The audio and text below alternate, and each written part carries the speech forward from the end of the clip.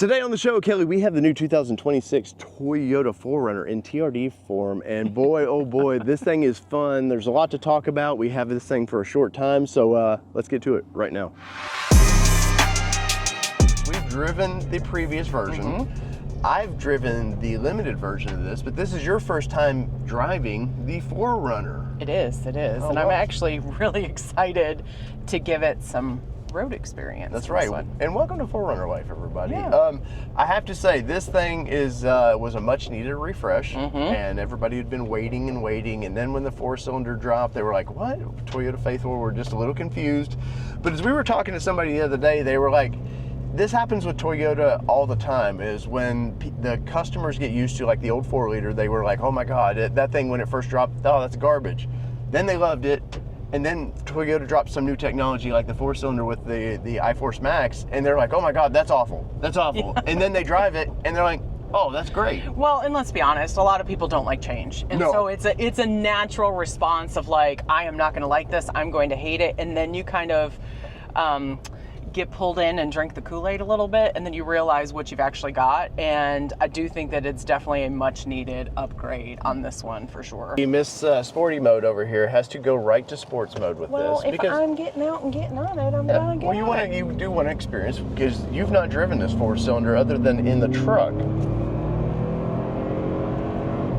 Not bad. You can definitely feel that it's heavier. Yes. From a sport mode perspective, so like you can feel that it's trying to pull it. There's definitely enough power there. It just takes, it's not going to be one of those quick off the stuff. Yeah, I've got Queen Bee here who likes to see what these vehicles are capable of doing. A little, I won't say 0 to 60, but a 0 to fun. Let's 0 to fun. 0 to we'll fun. Take that. We'll do that. So let's find out.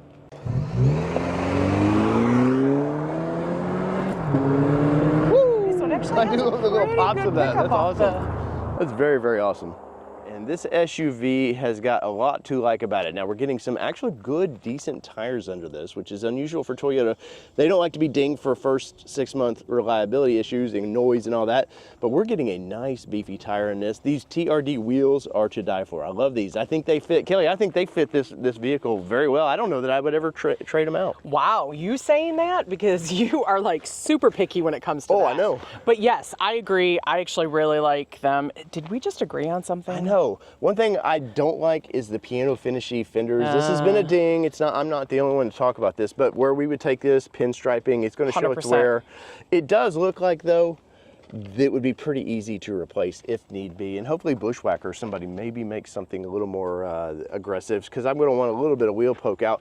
But Kelly, the form of this, it feels like a 4Runner. It feels like the last generation 4Runner. They didn't go too crazy with changing the design up. Yeah, they absolutely did. They paid homage to the previous version of this, or previous generation of this. Yeah, because it's got the window like out of one of the previous gens. Yeah, we actually have a friend that has one, and I'm like, ooh, this is very similar to the one she has, but it has some great upgrades on it. Yeah. But you're going to get the TRD, I don't know if you can see it or not, you're getting all the fun suspension down there. So that's nice. In the back of this being a, we're getting the iForce Max, we are going to lose just a slight bit of cargo room. So I'm going to open this thing up.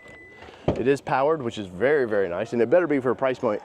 But as you can see right here, you're losing a little bit of cargo room because, well, back here is a battery pack. But I don't feel like, ultimately, would you like, I mean, if this is our grocery getter, I'm not losing much, right? No, I'm not going to ding it because I still have a lot of space back here to go ahead and put everything that I need to on that trip to town. Yeah, and you can tell this chassis is built to be a 3rd row because, well, they have cup holders and stuff back there, which is nice. Even as a 2-row, you've got cargo room. There's lots of room, something that you may not have, if we got a wheel well there, you're already losing a little space. So hey, they gave us something to work with there. Of course, being a Toyota, reliability is everything on this. And this is the iForce Max engine. And I know you want to see under the hood. I do want to see under the hood. Let's see under that hood right now. So I'm the girl that likes to see under the hood. So let's see what we've got here. Ooh, I see for one. Some TRD stuff there. Now this is your air breather stuff, so that's really cool. Modern engines are not like the old V8 days where you just chrome them out and gloss them up. Definitely being a hybrid, you see all the cables for the high voltage of that. It is a 4-cylinder, Kelly, but we're making well over 330 horsepower. The torque in this thing is ridiculous. It's not the spaghetti mess I thought it might be, so no, it looks pretty good. No, it's not. And I'll be honest, I'm really glad that it doesn't have the whole plastic over the top of it, so you can't see and enjoy what's under under the hood. I know a lot of people don't care about that, but I do, and I like to see it. Yeah, of course, this thing is made for, you can tell they've really thought about water, so getting the water out of there so it's not getting your breather and everything. They've really thought this vehicle out quite a bit. Overall though, you know, this thing is about fuel economy, horsepower altogether, and they've done a really good job, because you wouldn't think a 4-cylinder would make over 300 horsepower. Yeah, no, you definitely wouldn't think that. You're like, really? Only a 4-cylinder? But this thing definitely packs a punch. Now, one thing I'm gonna ding them for is that they don't have struts under the hood. I was about to say that, yes. And I know that's a nitpicky thing, but you know, I mean, yeah, well, it would be nice. I mean, you have, obviously. Price point of this vehicle is in the 70s, correct? Yeah, so you're looking at it and you're going, I know it's a nitpicky thing. Don't kill me in the comments, but. Yeah, that $15 added to the price of this vehicle, not that big well, of a especially deal. because you have electric gate in the back. Yes. So, I mean, you've got electric in the back, but you don't have struts under the hood. Yeah. Just one thing nitpicky. they did add, nice quieting feature for that engine, trying to make it is a off-roady vehicle, but you still on the highway, you want it to be nice and quiet. So they did add some features there. So we ding them, but we give them a little love at the same time. Right. You want an SUV, you want something that can tow a little bit. You do, because being in the middle of Texas, there's not gas stations everywhere. So you do want, fuel economy needs to be a little bit of concern with an SUV like this. But overall, man, this thing drives excellent. I must say, it is a little more rugged than the Limited that I've drove in the spring, but that's to be expected. It's more of an off-road kind of vehicle. Kelly, I mean, these Texas roads, we're in back roads of Texas. You don't expect it to be like a smooth sailing, but what do you think about the comfort of this? No, yeah, so I definitely agree. It is holding up to the Texas roads. If you've not driven in Texas and driven some of these backcountry roads, then you're missing out from an experience perspective, because it's definitely pretty hoppy. Not too many dirt roads, but really paved roads that probably need a little bit of love to them, but I'm sure the Texas sun doesn't help that at all. But this is definitely holding up to some suspension of it. You can definitely feel the improvement of it from that perspective. Yeah, definitely. And I think that's what makes it sort of a winner. So definitely when you hit around 3,400 RPMs, man, maybe second, third gear, boy, it does start to pull. Yeah, it realizes where it wants to be, and that's that sweet spot. Yeah, so it's not a takeoff beast, but definitely if you're getting on off the highway, you can feel comfortable in this. And honestly, you need it. And a lot of off-road vehicles don't have that get up and go for you to get on the interstate. Well, the Wrangler's a lug, man. I love the Wrangler, but it's by no means like, I don't feel not uncomfortable getting on the highway, but it's not going to make you, if you need that tight, I need to get in that one spot. Right. I don't know, I want to do that. And PSA, if you are not giving it the beans when you get on the interstate, you're missing out, because you should be doing that. Yeah, please don't be in the left lane doing 45. Kelly, tell us a little bit about this vehicle. What do we got going on? So the exterior on this one is called Mud Bath, and the interior is black red. Right, so, great color.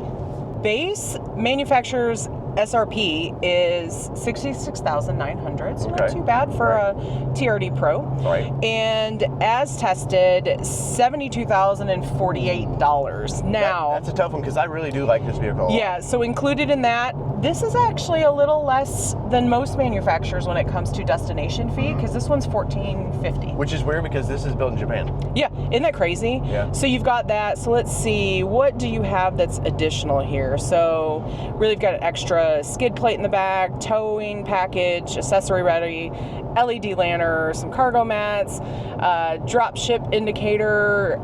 The roof rack is a $1,700 upgrade on this one. Okay. That's really kind of the bulk of where your upgrades are coming from, that base. So fuel economy on this one is combined city highway at 23 mpg. Okay. So not too terrible. Not ridiculous. No. This is not a light vehicle by any means, so that's not ridiculous. Cities 23, highways 24. So you're really not gaining too much from being on the highway perspective versus the other. I need your help. In the comments below, would you like to see the channel buy a 4Runner, live with it, modify it? How would we do? And which trim would you pick if you're going to? That's the biggest thing. So comments below.